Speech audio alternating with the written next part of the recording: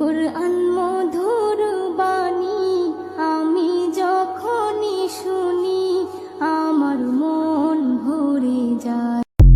আসসালামু আলাইকুম সম্মানিত দর্শক, ঈদ মুবারক, ঈদ মুবারক। আজকে আমি আপনাদেরকে দেখাবো এই প্যাটার্ন ট্যাগের মেশিনে এই বন্ড পকেটের যে সুইংটা হয় এটা কী কারণে জয়েন্ট শেপটা মিলে না।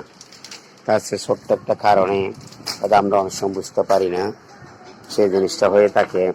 আজকে এই ভিডিওর মাধ্যমে আপনাদেরকে সেটা আমি ক্লিয়ার করে দিব কী কারণে এই জয়েন্টটা হয় না।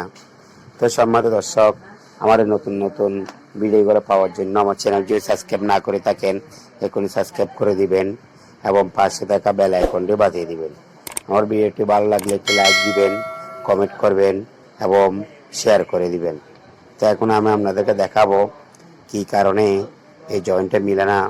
আপনারা দেখতেছেন যে জায়গাটা বড় বড় জয়েন্ট হয় ওই জায়গাটা অনেকটা লুজ হয়ে গেছে। হয়তো কোনো কারণে কাপড়টা লুজ, কোনো কারণে হয়তো আমরা যেই প্যাটার্ন সেট করছি এই গ্লাসটা আনইভেন হয়ে গেছে, আলগা হয়ে গেছে। সে আলগার কারণে আমাদের এই জয়েন্টটা মিলতেছে না। তো আমি একটা এখন বস ট্যাপ নিছি, এই বসার ট্যাপটা সুন্দর করে প্যাটার্নটা খুলি লাগাই দিছি। আপনারা দেখতেছেন, আপনাদেরকে সুবিধার্থে আমি এটা দেখে দিয়েছি, সুন্দরভাবে লাগাইতেছি। চারপাশে লাগানোর ফলে আমার এই বসার ট্যাপটা কাপড়টারে সুন্দরভাবে ধরে রাখবে। তো সুন্দরভাবে যদি ধরে রাখে আমার কাপড়টা লুজ থাকবে না, আর লুজ না থাকলে আমার এই জয়েন্টটা সুন্দরভাবে মিলবে। তা আমি সেভাবে করি, একটা বডি করে দেখা দিচ্ছি আপনাদেরকে। আপনারা দেখতেছেন এখন মেশিন চলাইতেছি, চালানোর পরে আপনাদেরকে দেখাবো জিনিসটা ক্লিয়ারভাবে জয়েন্টটা মিলছে কিনা।